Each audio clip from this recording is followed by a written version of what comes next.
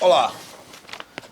Bem, eu estou aqui hoje para conversar a respeito de um debate que tive hoje com Silvio Meira, o professor Fernandinho e Elton Ponce, do JC Online. O debate foi sobre o emprego do futuro.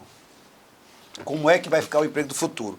Fiz algumas considerações e aí recebi várias mensagens logo depois, me pediram maiores detalhes sobre o que eu tinha me pronunciado, e aí eu resolvi fazer esse vídeo. Anotei aqui 6 tópicos e vou seguir esse roteiro. Primeira coisa, inovação, né? Nós precisamos encarar a inovação como um caminho sem volta. Eu digo sempre assim, a inovação é como uma mola, que você quer colocar a sua mão sobre ela e você consegue segurar um pouco, mas daqui a pouco você cansa e aquela mola pula e ninguém sabe nem para onde vai, qual é o lado que ela vai pular. Então a inovação, ela é uma coisa que vem e atropela legislação, costumes, crenças, e nós estamos passando por um processo de muita inovação, é uma mudança muito rápida por conta das conexões que nós temos hoje. Um acidente acontece agora no Japão, se ele for de grande porte, daqui a 1 minuto está no Twitter, daqui a mais 1 minuto eu estou sabendo. Então, do outro lado do mundo. Então, assim, esse movimento de instantaneidade que nos coloca com a inovação na nossa porta. Muita gente manda um vídeo que tem aí, um vídeo que tem dizendo empresa tal acabou, culpando a inovação como se ela fosse um vilão, uma vilã. Eu não vejo isso. A Kodak, por exemplo, ela se acabou, mas eu estou aqui falando para vocês através de uma câmera da Canon. É uma câmera fotográfica, mas que ela filma, tem um cartão de memória super fácil e expansivo, e ela é Wi-Fi. Então, o que é que eu quero dizer com isso? A Canon não se desvirtuou do que ela sabe fazer, que é fotografia, e correu atrás da inovação. A Kodak ficou parada no tempo, não se aperfeiçoou. Na época dos nossos avós, uma fotografia custava muito caro. As famílias mais abastadas tiravam, sei lá, 10 fotografias por ano, quando era um aniversário de casamento, uma comemoração muito importante, na época do Natal, porque a fotografia era cara e burocrática. Tinha que chamar um fotógrafo em casa, passava dias para se revelar. Eu sou da época que eu fotografava uma viagem, colocava o filme no correio, esperava 2 meses para chegar as fotos reveladas e custava uma fortuna. Então, todo mundo gosta de fotografia. Hoje uma criança adora fotografar, os pais também. Você acorda às vezes e se autofotografa, são as selfies. A fotografia ela está em altíssima, pauta do dia. Mas as empresas que não se adaptaram à nova forma de fotografar perderam o bonde e fecharam as portas. A mesma coisa acontece em relação às profissões. Outro ponto. Profissões e ocupação. Nós precisamos abrir a cabeça que daqui para frente nós não teremos mais a profissão como ela vinha acontecendo até pouco tempo.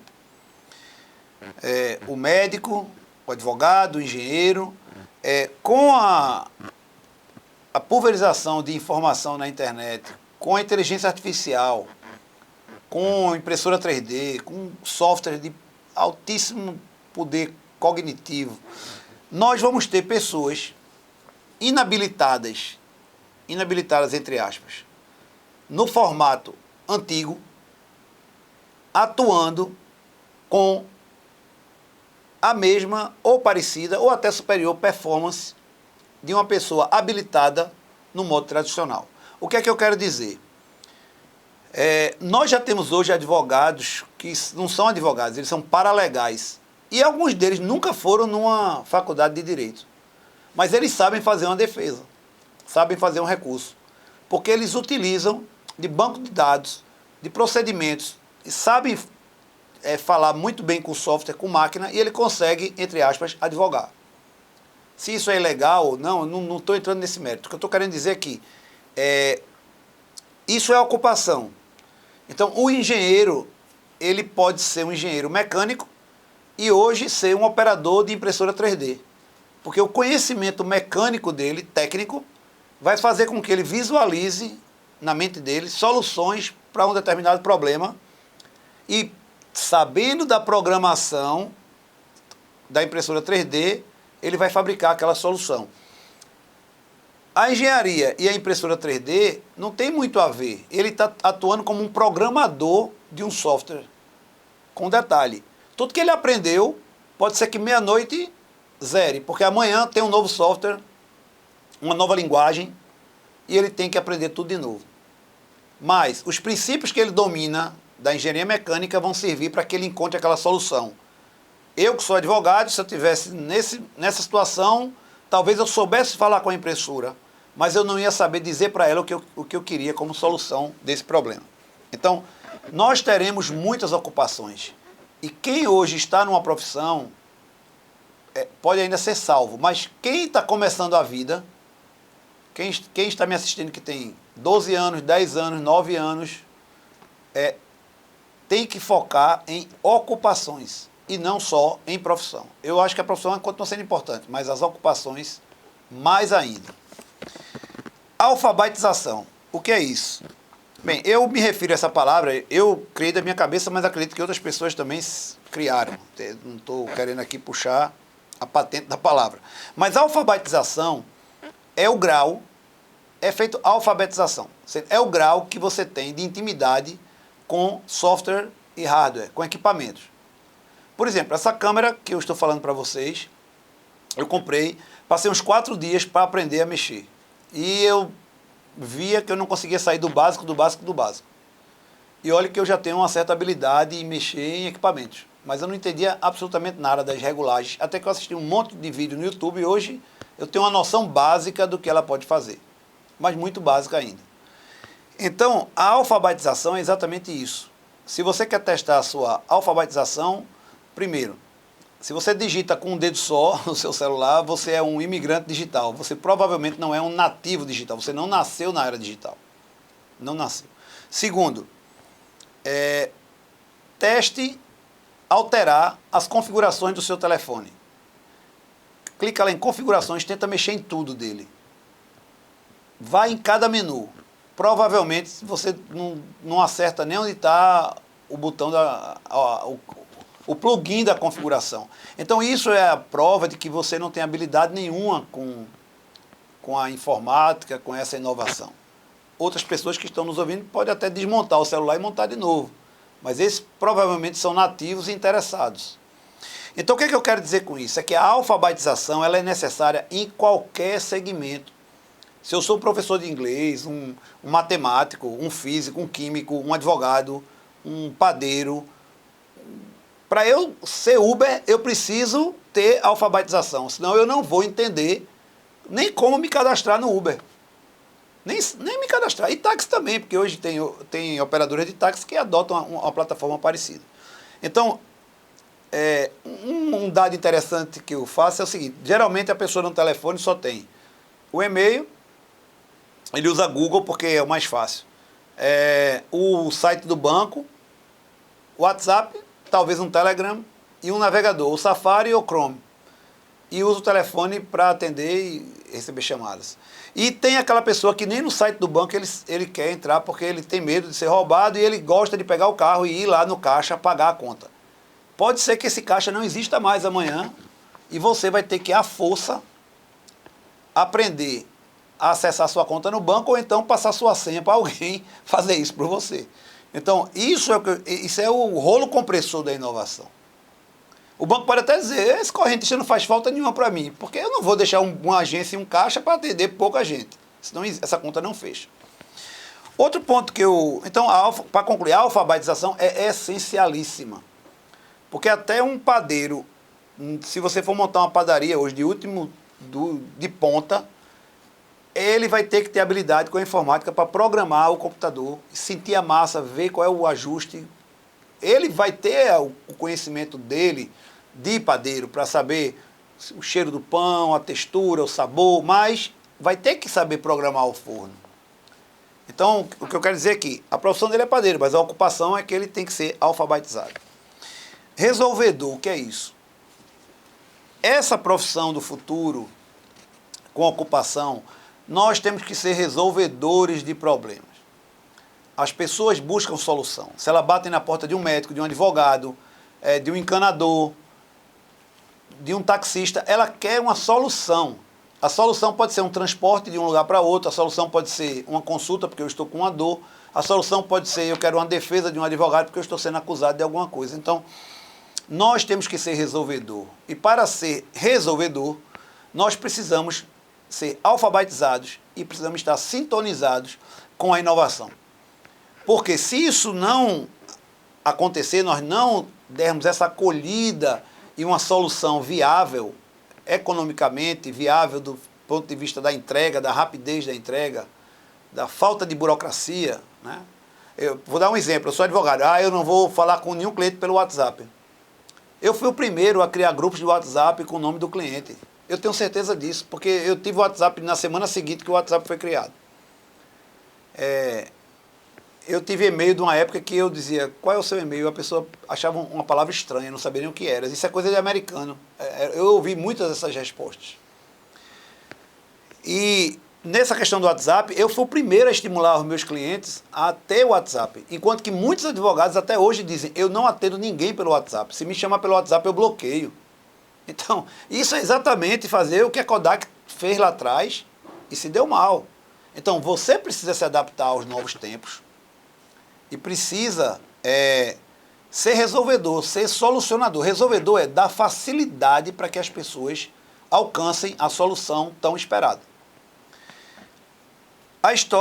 Minha história é 1986. É que em 1986, eu entrei na faculdade em 85. 1985. Era Sarney o presidente da República. E meu pai praticamente nos obrigou a trabalhar com computador. No nosso escritório não tinha máquina de escrever. E eu tinha acabado de fazer um curso de datilografia, eu sabia muito escrever rapidamente a datilografia. Mas ele proibiu, disse, não, isso aqui é o futuro, não adianta, essa máquina de escrever não vai adiantar, você vai ficar num ambiente confortável, mas daqui a pouco vai mudar. E o que acontece? Nós trabalhamos com um Gradiente, um Expert, era um computador adaptado, um teclado que era muito ruim de digitar, com interface e uma impressora, era uma Praxis, era uma máquina elétrica adaptada como impressora com papel contínuo. As petições tinha que gravar numa fita cassete, era uma dificuldade tremenda para encontrar. Eu gastava 7 vezes ou 6 vezes mais o tempo que eu gastaria fazendo a petição numa máquina de escrever. Mas eu agradeço muito a meu pai que ele colocou uma barreira, ele disse, não, tem que aprender. Você hoje está lento, você está mais lento do que todo mundo. Mas eles vão cansar porque não vai mais se usar a máquina de escrever. Um dia não vai se aceitar mais esse papel do jeito que ele está aqui. E aí eu enfrentei várias demandas no tribunal porque não aceitava o papel contínuo. Eu cheguei a entrar com mandado de segurança para poder aceitar, dizendo que o tribunal queria barrar a tecnologia, o avanço tecnológico. Tive situações dessas mais de uma vez. E em 1990, eu já tinha a intimidade que eu tenho com o software, com o hardware que eu tenho hoje, em termos de visão, de aprender e desaprender. Eu já estou acostumado com isso. Eu morro de rir desse pânico que está se instalando na sociedade. Porque nós já passamos por isso. Sendo que o impacto foi menor, porque não havia rapidez. Aí veja. Essa questão dessa história do computador, do escritório, eu levei para a faculdade, porque eu comecei a não dar tanto valor à doutrina e comecei a dar mais valor aos códigos e ao índice dos códigos. Eu saber encontrar nos códigos aonde estavam as matérias que eu procurava. Porque eu percebia que no ano seguinte, a jurisprudência superava a doutrina. A doutrina começava a ficar desatualizada. Hoje nós temos os livros digitais, nós temos o livro de papel, mas nós hoje acompanhamos muito mais uma literatura online, imediata, instantânea, do que uma literatura mais fixa. Porém, para princípios, para conhecimento profundo. A doutrina é muito importante, é que dá a base para que você consiga enxergar o problema e resolvê-lo rapidamente usando a inovação, usando princípios trazidos pela inovação. Então, não se descartou o passado, eu vejo como uma soma. Tá? E essa história que eu contei aqui de 1986 me levou para o resto da vida, porque hoje eu fico muito com receio de estar na zona de conforto. Eu quero sempre estar na vanguarda, mesmo que eu pague um preço alto, por isso que foi aquele de eu ter que trabalhar 6 vezes mais em termos de tempo para poder atingir o objetivo. Medos. Esse é o último item. O medo, ele provém da insegurança. Quem não domina uma técnica, quem não domina o ambiente, quem não domina a situação, quem não enxerga um futuro mais ou menos desenhado, se apavora, fica com medo. É a insegurança que gera o medo. E até aquele medo, às vezes, ele anestesia, ele trava você, ele lhe congela. Então, o que é que eu vou fazer para vencer o medo de tudo isso que está mudando? Ora, é estudar o seu negócio, ver para onde ele está apontando e quebrar todas as suas barreiras, suas crenças em relação à inovação. Então, é preciso que você aceite a inovação, porque ela é como se fosse um tsunami. Imagine você na beira da praia dizendo, está vindo um tsunami, mas eu não vou aceitar que esse tsunami passe por aqui. É uma coisa assim, há uma desproporcionalidade gigante entre o movimento da inovação em relação à sua pessoa.